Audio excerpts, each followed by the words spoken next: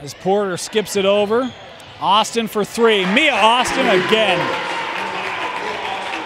What a shooting display from Mia Austin. Did not score in the third, but she's now got 18 to lead all scorers.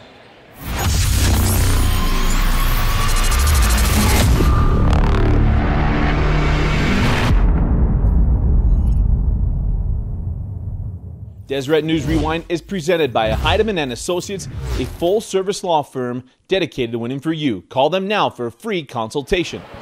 Welcome in Deseret News Rewind. Dusty Litster and Dane Stewart, as always, presented by Heidemann & Associates and brought to you by the Utah Army National Guard. That's right, and for those of you looking for that next step in your life but don't quite know how you're going to pay for it, check out the Utah Army National Guard. You can earn up to $20,000 in educational assistance from the Utah Army National Guard, and over 150 different career path options available. So it's not just about military service. Whatever you're interested in, they got. To learn more, visit www.nationalguard.com. And as always, we talk about Heidemann & Associates. You got to get your family taken care of. Any law needs whatsoever, give Heidemann & Associates a call. We'll check them out at utah.law and get a free consultation. Let them know the Deseret News Rewind sent you. All right. It's been a long week. It's been a great week. State tournament right around the corner. Yeah. Again, every game at the Huntsman Center for 5A and 6A girls, we're going to be there. Yeah. We'll be there to call them all the way through the championship. So we're going to get to know those teams really, really well. And in this video, we're going to talk about a lot of those, but also we're going to talk about our favorite rivalries too. Yeah. So you can get another thing for you mad about us. Yeah. Mad at us for. Let's go. Opening statement brought to you by Heidemann & Associates. Dane, you got to see the #1 Fremont Silver Wolves tonight, and they just keep rolling right along. Well, they took on the #7 Syracuse Titans, and Syracuse felt like, hey, you know, that second quarter in the first matchup didn't go our way, fell behind. Felt like they were fairly even. They got outscored in quarter 3 and 4 in that first matchup, but wanted a second opportunity, and I don't think they won a third. I mean, you look at the Fremont Silver Wolves, Dusty, and this is a team, man, so strong. You have Emma Calvert, Tamea Gardner. We talk about them every week. But tonight they had really great perimeter shooting to help out with that. Duff did a couple of threes. They had another player, and now I can't remember the name. I want to say Oliver. I don't think that's right. I think it's Martin. Anywho, #5 for Fremont, whoever that was, had a stellar game tonight. She was our Utah Army National Guard most consistent performer, had 18 points. So you have bigs underneath in the post. You've got guards that can hit shots. And oh, by the way, just when you think you got that figured out, Calvert or Gardner will step out and hit a three. 3 posts over 6'3" for Fremont. This is the #1 team in 6A. It's not theirs, right? But I think they're the favorite. They're going to be the team to beat in the state tournament. Region 1 this week, Davis rolled right along on a nice win against Layton. Been an interesting one there. But Region 2, a little clearer, but it's underneath it. Taylorsville, Kearns, and Granger all behind Hunter, who continues to move right along in Region 2. Tell you what, Kearns had a really big win this week over Granger, 64-59. Had a 27-13 fourth quarter. Now scored by 14, won by 5. They were down almost double digits heading into that fourth. Amaya Afatasi had 25 points and the come-from-behind win by 2, who had 30 in the loss for the Lancers. Well, and how about Copper Hills in Region 3? Man, Region 3 was nutty.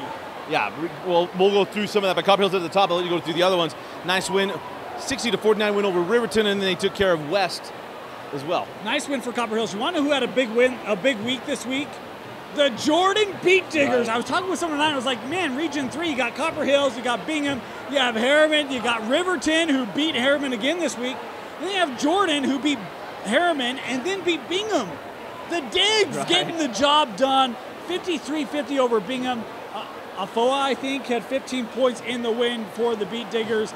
And in the win, I didn't write that down.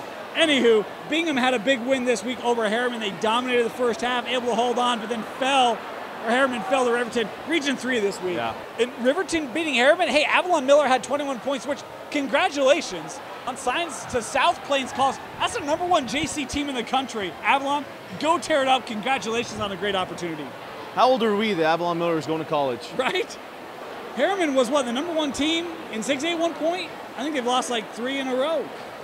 Been a tough second half of the year for the Lady Mustangs. Region 4, it is Lone Peak's world, and everyone else is just living in it. Big wins against Westlake, sweeping that series 46-39 earlier, and then get the win against Pleasant Grove, 47-33. Yeah, 2-game lead for the Lady Knights. And you know, you think about the last couple of years, Lone Peak has had some impressive playoff wins. They've made some nice runs. This team feels like this is a team set up to make a really deep run in 6A. Would not be surprised to see them semis, maybe even championship game, depending on how that sorts out with the RPI. But how about a big win this week for Skyridge? Coming off a tough loss this last week against Lone Peak. Get a 59-57 win at the buzzer. Keely Melling with the game winner for the Falcons, trying to get them back on the right track. Let's go into 5A, shall we? Region 5, Farmington. Yeah. Lady Phoenix continue to do it. They got a 62-48 win over Box Elder earlier this week, being led by Delaney Baker, Delaney Baker at 14, but it was Valerie Kunzler with 17 points. Farmington continues to be so strong this year, undefeated in region still. Got a big matchup coming up this week. How about this? Viewmont with a nice win on Friday night over Woods Cross. That's a good win for Viewmont. They're a couple games back of Farmington. Don't know it's going to get made up, but this Region 5 has some really good basketball being played in it right now, and Viewmont with that nice win tonight. From a little bit nutty in some other spots, 5A or Region 5 feels like it's kind of put together. Yeah. How about Region 6? Highland still hanging on 10-1, but a nice week from Skyline and East. Yeah, but I'll tell you, you want to know who else made notification this week? Olympus. Nice win over Cottonwood. Alyssa Blank 19-10. Good effort. But Friday night they defeat East. Think about that, defending state champs, and the East Leopards, look, they got Falatea. And then things get a little thin after that. And really talented player, but needing some help right now. And that balance, that backup for East just hasn't quite been there this year. Olympus finally able to get the East Bugaboo off their back. Congratulations to the Titans. Well, in Region 7, we talked about it a little bit last week, but Lehigh, we wanted it. We won it. We got it. But 51-42 winners in a tough game against Timpview. Yeah, Macy Warren had 18, 16. Madison had 15. The Warren sisters continue to be the duo to beat in Region 7. Timpview had a nice win this week, too, over Alta. Barrington went 12-10 in that win. Our shot had 14-7. But it looks like Lehigh going to be your Region 7 champs. Well, in Region 8, again, Maple Mountain and Springville. Yeah, this is going right down to the wire between these two. It's going to be a fun finish between those two, huh? They're going to play this upcoming week. That's going to be a game you're going to want to get out to. I think it's at Maple Mountain, if I recall correctly. Good week this week for Salem Hills. Got wins over Provo Spanish Fork. How about Spanish Fork in overtime against Wasatch? Eliza Bowman, 27 points, but 6 steals in the game for Bowman in the win for the Dons. Yeah, it was a nice night for Spanish Fork. Let's go to the best of the rest, brought to you by the Utah Army National Guard. And Dan, where do you want to start this week? I want to start in one of my favorite gyms, as we learned last week, the Judge Memorial Bulldogs. Look, opportunity presents itself. You got to take advantage of it, and Judge Memorial did. They had a 55-47 win over Grantsville. Sidbury 28-16 with 7 steals for Sidbury, and then they backed that up with a win over Morgan, 62-59, a close one. Able to pull it out. Sidbury with 31, Tarver with 19 in the win for Judge. Well, that's a good one because Judge is having a really, really good year. And how about another team having a really good year? How about Cedar City? Change your name, change your tradition. Right? 58-53 win over Deseret Hills, staying unbeaten on the season. Needed a big fourth quarter comeback, 20-9 in the fourth for the Reds. Good job, Cedar City on the win. How about Pineview? A gutty win over Snow Canyon, 54-52. Avery Papa with 14-11. Jensen had 25 for the Warriors in the loss. Well, Juan Diego, I like to talk about unbeatens. Yeah, I know, I'm a standings topper. I don't really care. But Juan Diego with a couple of nice wins again, a 57-37 win over Tooele, a 49-41 gut-wrenching win against Uinta as the Lady Soaring Eagles staying on top of the region. How about an upset? Yeah, we got an upset for you. Ridgeline. Looked like they had that region locked up. No, my friends. In come the Skyview Bobcats. 54-51, able to get the win. Hyatt had 18 for the Bobcats in the win. Emma Anderson finished with 20. Ridgeline drops their first game in region. What happens when you beat my Dinos? You lose the next one. But a nice win for Richfield. Richfield knocked off my Carbon Dinos 46-38. But how about South Sevier said, we're not giving up region. South Sevier turned right around and got them 45-38 win for the Lady Rams, as it was Brickell Brindley with 10 points, and then Leah Torgerson, Presley Chappell, both with 9. How about an individual performance that's worth noting this week? South Summit, 72-55 over Providence Hall, but Reagan Sanderson hit 8 threes in the win, scored 30 points to lead South Summit to victory. Talk about my Lady Dinos. They lost to Richfield. They had a tough week because they lost to Sanborn right after. There's nothing like losing to Richfield, then they got to drive to Blanding. I don't want to hear any complaints in Region 4 and other places about where you got to go for region. But a nice win for the Lady Broncos is on the night for them. It was Tasia Little with 15 points, Madison Palmer with 14, and Sienna Ketchum with 11. And knocked down 3 threes as well. How about Monument Valley? A couple impressive wins this week, 66-60 over Whitehorse. Nelson had 25 in the win. But 78-42 against Page, Arizona. The most notable thing, Tanisha Cowboy. Want to get this right. 18 points, 16 rebounds, 10 assists, 4 steals. Doing it all, triple-double for Cowboy in the win. Oh, my heavens. Get an ice bath after that. Huh? Well, how about dominative? Layton Christian? Yeah. The boys might have had a little bit of a tough week, and you might have had a school celebrating the fact that they beat Layton Christian. Well, nobody's beaten the girls' team, okay? And their last win, over 60-point win, it was Patricia Ramirez, 21 points on the night. Celine McCurrow with 12, and Katie Crespi with 12 as well. Any others? No, I think I'm good. All right, let's get to our next 5, brought to you by Heidemann and Associates, one of our new favorite things, talking about the top 5 rivalries this week in girls basketball. Yes, we are, Dusty, and boy, we got some good ones coming up. Am I starting? Yeah, you're starting. At number 5. All right, number 5, I'm going to go off the radar. Well, not off everyone's radar. In fact, these two teams are going to be like, thank you.